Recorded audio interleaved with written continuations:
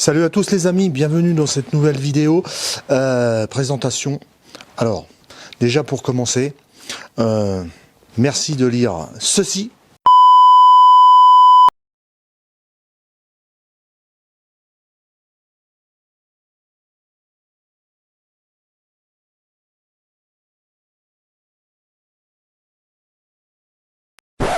Ça évitera aux haters et à ceux qui sont pas vraiment sympas dans les commentaires de laisser des commentaires complètement débiles.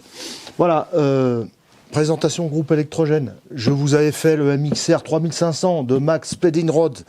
Groupe électrogène que je me sers au boulot, enfin je m'en suis servi pas mal de temps. C'est vraiment une super petite bête, vraiment bien puissant et avec la petite poignée, il est compact, il est vraiment bien. Il en est arrivé à un nouveau, le MXR 4500i. Alors, on va le déballer, il vient d'arriver, hein. Je le connais pas. J'ai été voir, bien sûr, sur le site Max Speed Rod, qui est en description dessous. J'ai été voir à peu près la gueule qu'il avait. On va déballer ça tout de suite, on va le mettre en route, et puis on va voir un peu ce qu'il a dans le ventre. C'est un petit peu plus pour la maison, et puis un peu plus pour les gros chantiers, voilà. Hein. C'est un petit peu moins à trimballer un peu partout. Il est beaucoup moins, un peu plus gros que celui-là et beaucoup moins pratique à trimballer que celui-ci, le MXR 3500. Mais par contre, il est puissant. Allez, c'est parti, on passe au déballage tout de suite. Allez. Go.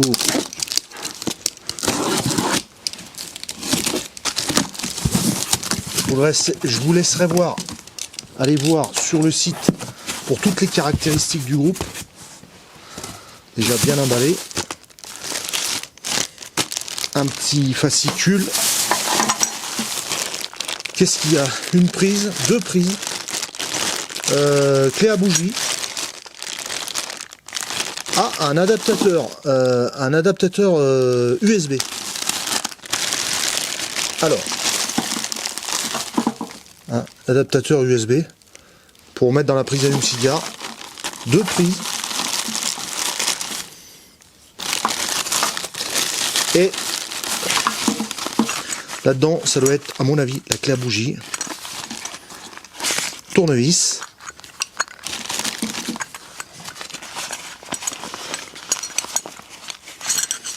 Voilà, tournevis, clé à bougie. Donc vous êtes parés pour la mise en route. Est-ce que nous avons une petite housse pour le préserver de la poussière? Super. Et voilà la bête. On va le sortir. Alors il fait son poids. Hein.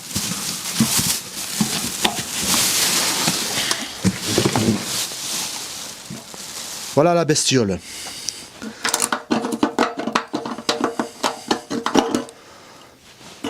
Voilà, super. Il y a un filtre à essence à l'intérieur. C'est un réservoir traditionnel de groupe électrogène. Une jauge. Ensuite, qu'est-ce que nous avons? Donc là, on a échappement, carburateur. Un starter. Alors je vais vous détailler un niveau d'huile là. Ils vous disent bien sûr comment faire le niveau d'huile. On va tout de suite vérifier ça. Je vais le monter sur l'établi. On va vérifier s'il y a de l'huile, tout ça. On va mettre un petit peu d'essence dedans.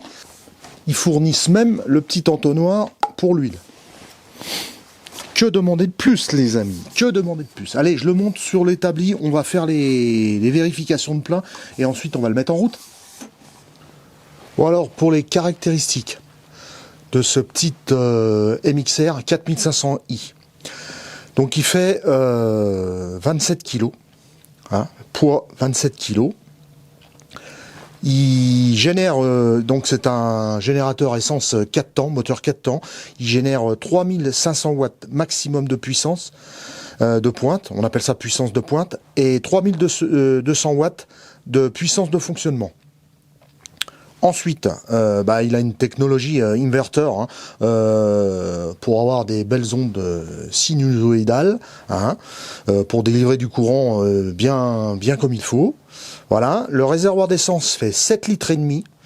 À peu près, ça vous donne à peu près 8h30 à 25% de charge et environ 7 heures de fonctionnement à 50% de charge. Donc vous voyez, hein, vous voyez ce que ça peut donner en autonomie à peu près, hein. Remplissage d'huile, voilà. Mais mise en route. Alors naturellement pas de mise en route automatique ça nécessite une batterie et tout ce qui s'ensuit, hein, voilà. Donc là voilà le petit moteur 4 temps, relativement bien fait, hein. On voit que c'est bien réalisé, c'est propre, c'est bien monté, c'est pas, on voit que c'est du solide. Bon, je vais tourner un petit peu, voilà. Ici l'échappement, le petit carburateur, voilà. Là, vous avez la manette pour le starter. Hein, voilà, je vais vous montrer ça comme ça. Voilà, la manette pour le starter. Ensuite, il y a le petit robinet d'essence qui se situe ici, hein, pour couper l'essence et le mettre. Voilà. Et là, la mise en route. Si on fait, à mon avis, si on fait un quart de tour, voilà, on doit avoir accès au filtre à air. Hop, je vais démonter ça.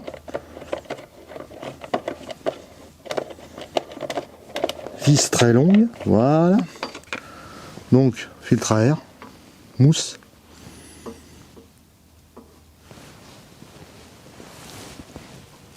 Réservoir.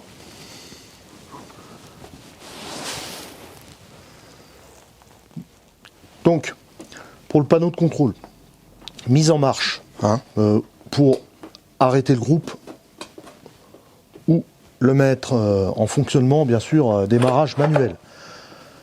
Premier voyant. Voyant de sortie prêt, c'est-à-dire les sorties sont sous tension. On est d'accord? Deuxième voyant. Voyant de surcharge. Si jamais il y a une surcharge là ou ailleurs, voyant allumé, protection, soit ça va disjoncter soit là, suivant ce que vous avez branché, pour le 230 volts ici, pour le 12 volts ici. Donc voyant de surcharge. Troisième voyant, voyant niveau bas d'huile. C'est-à-dire que si vous avez l'huile niveau bas, ça s'allume, ça va vous dire de remettre un petit peu d'huile dedans pour le remettre en route. Une prise de terre, hein, si vous voulez le raccorder à la terre, ce qui doit être normalement fait. Il n'y a pas beaucoup de monde qui le fait, mais ce qui doit être normalement fait. Le petit compteur, qu'est-ce qu'il va vous donner comme information, hein? Il va vous donner plusieurs informations. Il va vous afficher le temps de fonctionnement cumulé, le temps de fonctionnement unique, la tension de sortie et la fréquence. Alors on va vérifier le niveau d'huile. Alors le niveau d'huile, c'est de la 10-30 que vous mettez à l'intérieur. Alors, pour l'instant, on n'est pas au maxi. On va rajouter un petit peu, parce que là, je suis tout en bas. Donc, je vais aller chercher un coup de 10-30. Avec ceci, on va pouvoir faire la pointe d'huile.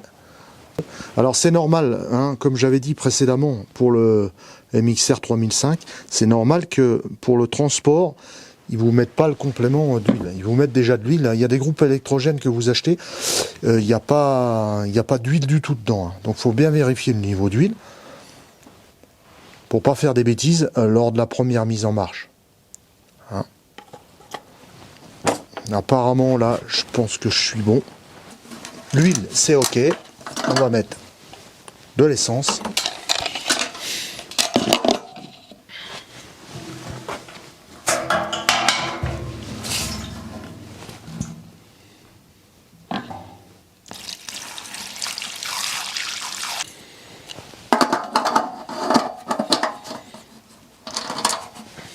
Et on va le mettre en route.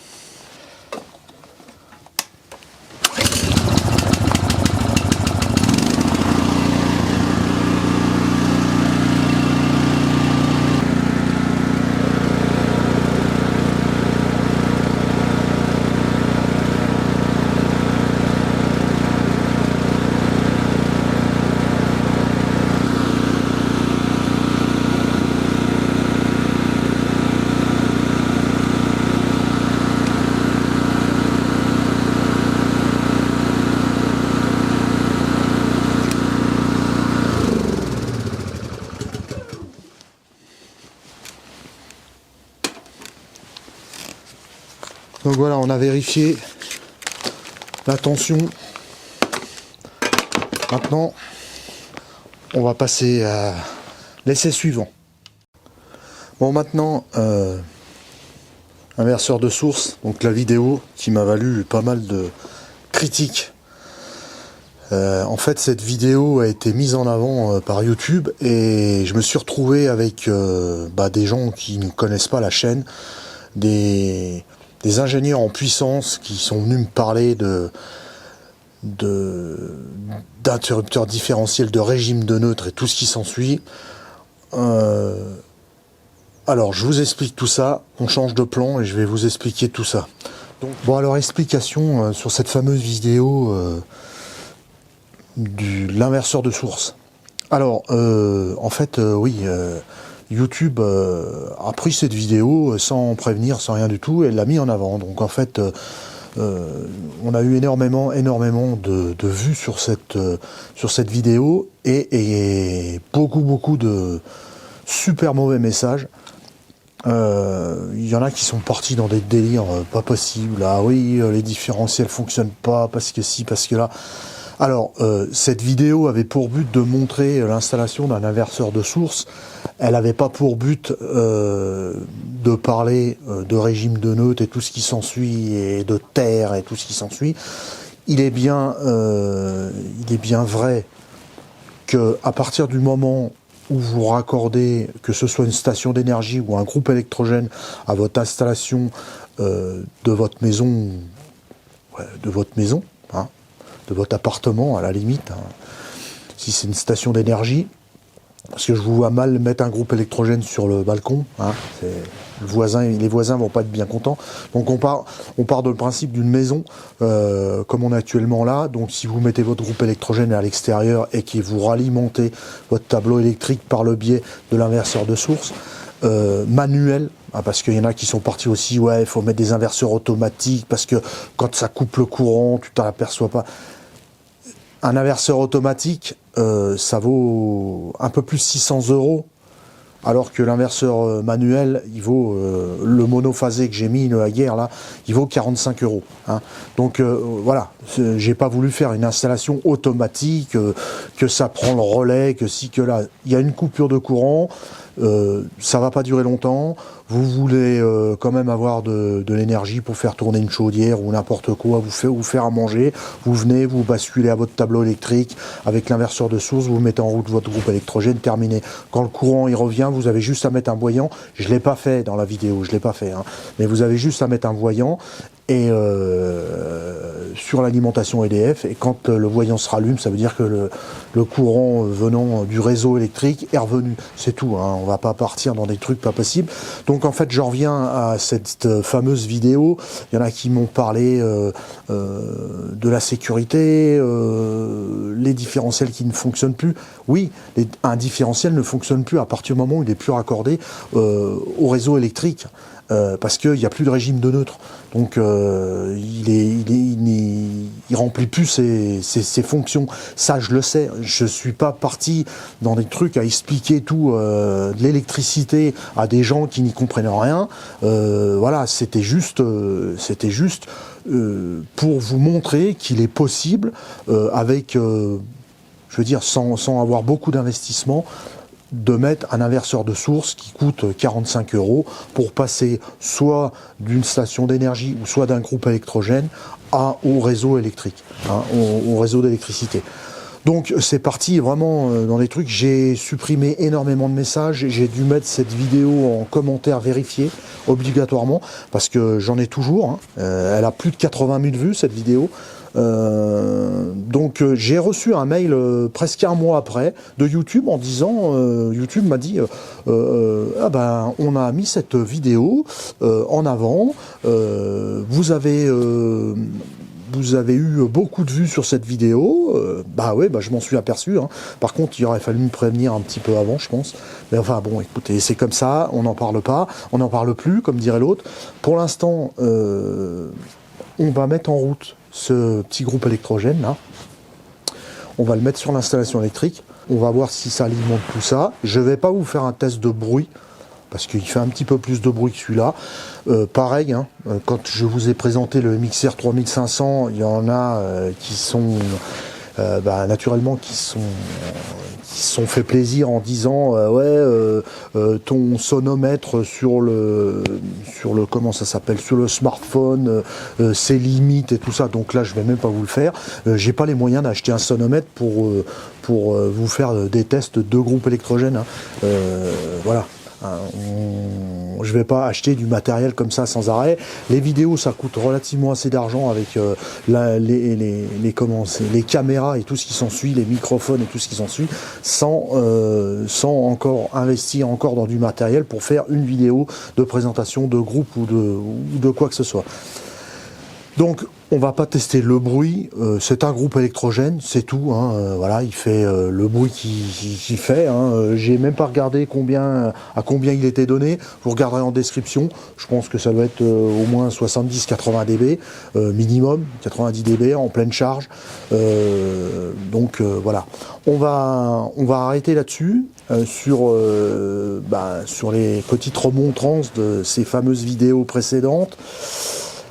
On va mettre en route tout ça et puis la conclusion tout de suite après. Donc là, bien sûr, je suis sur le réseau EDF parce qu'il y a du courant. Je vais basculer sur le groupe. Je vais me brancher là-dessus. Je vais brancher mon groupe électrogène sur cette prise et je vais alimenter l'appartement. Bon, et bien voilà. Hein. Le groupe est raccordé. Hein. Je vais aller au tableau électrique, il est bien raccordé là. Je vais mettre en route le groupe et ensuite je vais basculer sur mon inverseur de source et on va voir ce que ça donne. Allez, c'est parti, on va le mettre en route. Alors, sur on.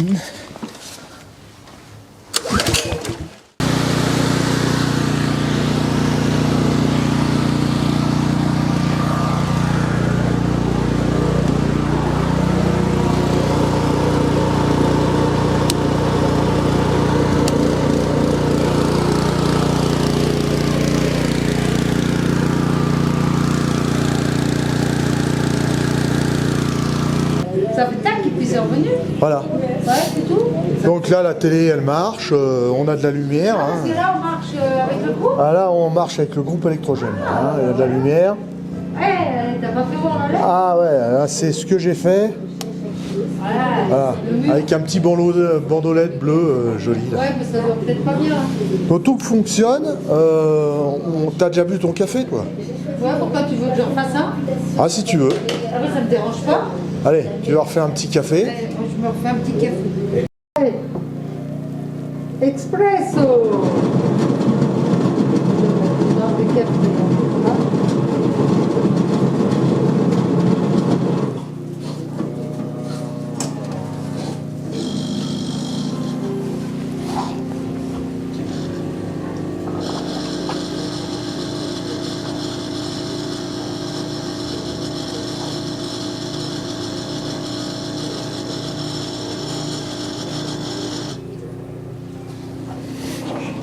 Alors, test positif.